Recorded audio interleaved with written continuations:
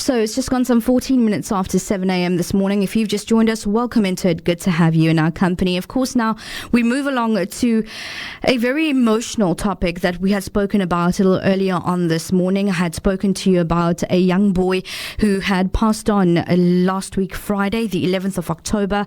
Of course, after what would seem like a routine procedure or surgery by Dr. Beale out in Johannesburg, Gauteng. This was at the Park Lane Clinic. Now, after this particular story had come through, we had been alerted to further stories of two other nightmares of two other parents that had, their children ripped away from them. After, procedures or surgeries by this particular doctor as well. As we understand, this particular doctor has been suspended, but chatting to us this morning is the father of Ethan Teubes, and that is Sean Teubes. They had gone through a similar nightmare as well, but of course we'll be unpacking that with Sean this morning. I know it is a very difficult subject to be speaking about, but Sean, good morning, and we do thank you for your time this morning.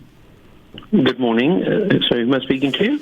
My name is Savira. Welcome. You're on Voice of the Cape Radio. We are live, Sean. Now, of course, having a look at this particular story that had come to light last Friday, we then understood that there were other parents who had gone through a similar incident as the one of the Sayed family. Of course, with regards to what exactly transpired during the case or surgery of Ethan, if we could go back in time and just understand exactly when did Ethan's surgery take place and exactly what had transpired then, Sean? Ethan underwent surgery in March of 2012. He was diagnosed by Professor Beale as having Hirschsprung's disease, which is essentially battling to pass stools, and his surgery around the colon to remove a part of the colon and reattach it. It is regarded by pediatric surgeons as fairly simple procedure and was presented to us accordingly by Professor Beale as being a fairly simple procedure. He underwent surgery on the 30th of March, which was the day after his birthday. He's one of a twin. Mm-hmm.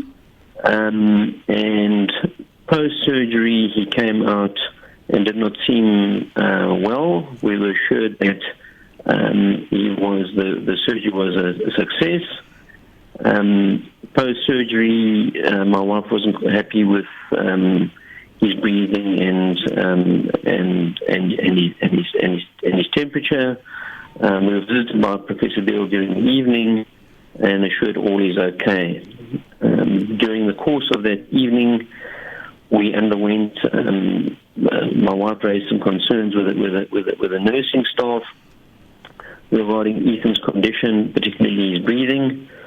Early the next morning, Ethan went into cardiac arrest. Professor Beale arrived later that morning, and Ethan essentially went into ICU. But within that morning, he was essentially he'd been put on life support. Mm-hmm. They did test a couple of days later, but essentially we switched off the machines on the 3rd of April due to no brain activity, and he was essentially brain dead. Now, in terms of the complications, prior to going into the operating theatre, did Dr. Beale discuss in terms of complications or common complications that might arise from a surgery of this nature? You mentioned that Dr. Beale had confirmed it's a pretty routine sort of surgery. Were there any alerts, so to speak, prior to the surgery? I prefer not to comment on that because it was a matter that was heard at the HPCSA.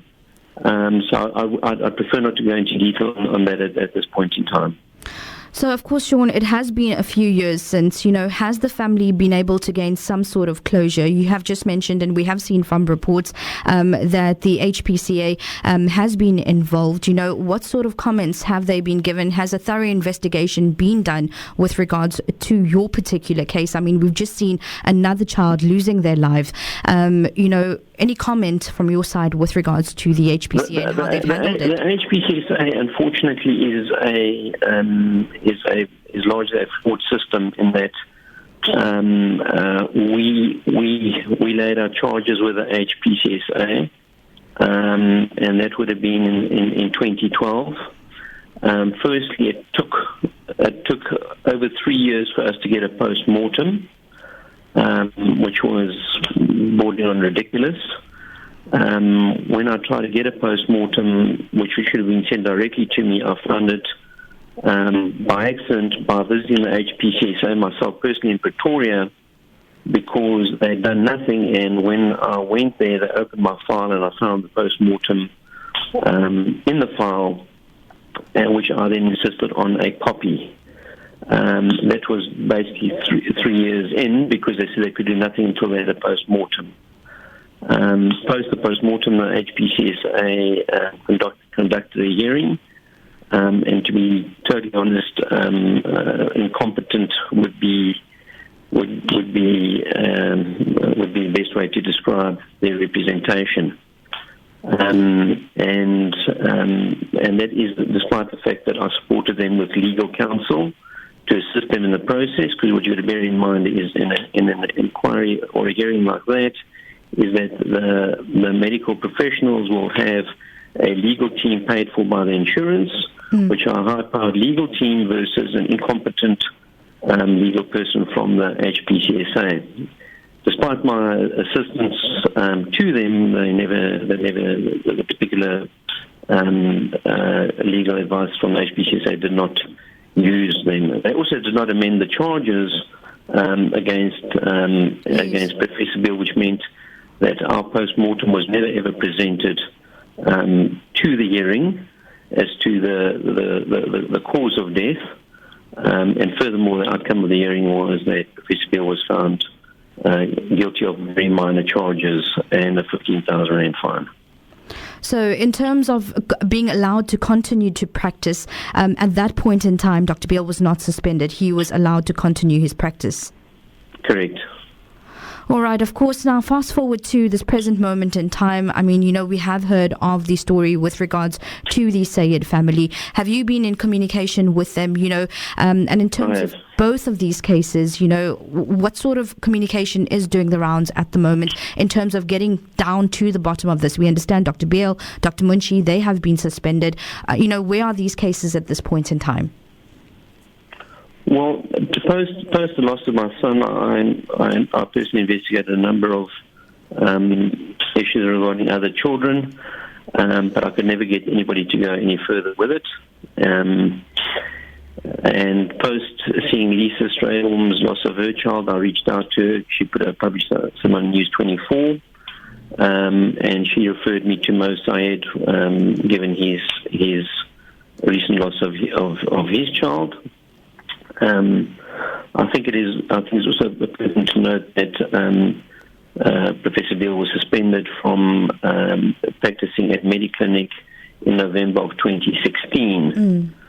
Having said that, though, I did reach out to Mediclinic myself personally in a meeting with their CEO to raise my concerns about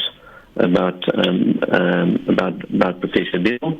But I guess after the Lisa Strayholm's incident, they decided to suspend Professor Beale from practicing at Mediclinic in November of 2016. All right. Well, Sean, I'd like to thank you for coming on this morning and chatting to us. We did try to get hold of the HPCA as well as Netcare, and not forgetting Mediclinic as well. However, they were not available for comments, but of course we'll be getting them on at a later stage as well. But thank you so much for sharing with us this morning. We do appreciate your time.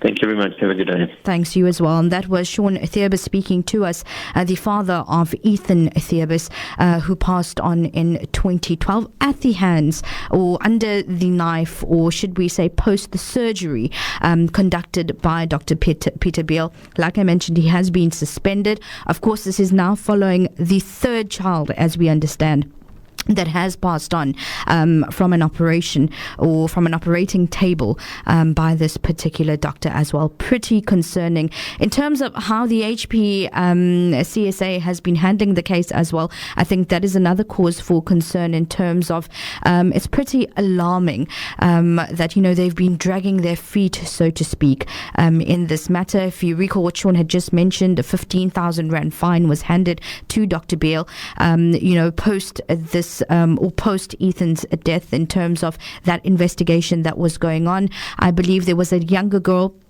of the Straydom family that had passed on earlier this year as well. And along the lines, an 80,000 Rand fine had been given. And then, of course, we see the Sayed family have been the victims, or the latest victims of Dr. Beale, them losing their 10-year-old son on the 11th of October. So pretty heartbreaking, and hopefully some justice and closure for these families that have been suffering at a later stage, once we are able to get hold of the Health Professionals Council of South Africa, as well as the Netcare Group. There has been a question, that has come about in terms of if there was an issue that was raised previously, why was this not communicated to other hospital groups with regards to, these misgivings about Dr. Beale as well. So we'll try to get to the bottom of this. As you understand, we have approached the Sayed family or the father of this 10-year-old boy for comment. However, they are in mourning, they are in grieving. If you have a look at the various news pieces that have come through over the weekend, a very graphic sort of picture is painted with regards to the father of this 10-year-old boy, Zayan Sayed, who passed on last week Friday, in terms of what exactly happened in those last moments. A very traumatic time for the family, especially the father, so we can understand at this point in time. It's just gone 25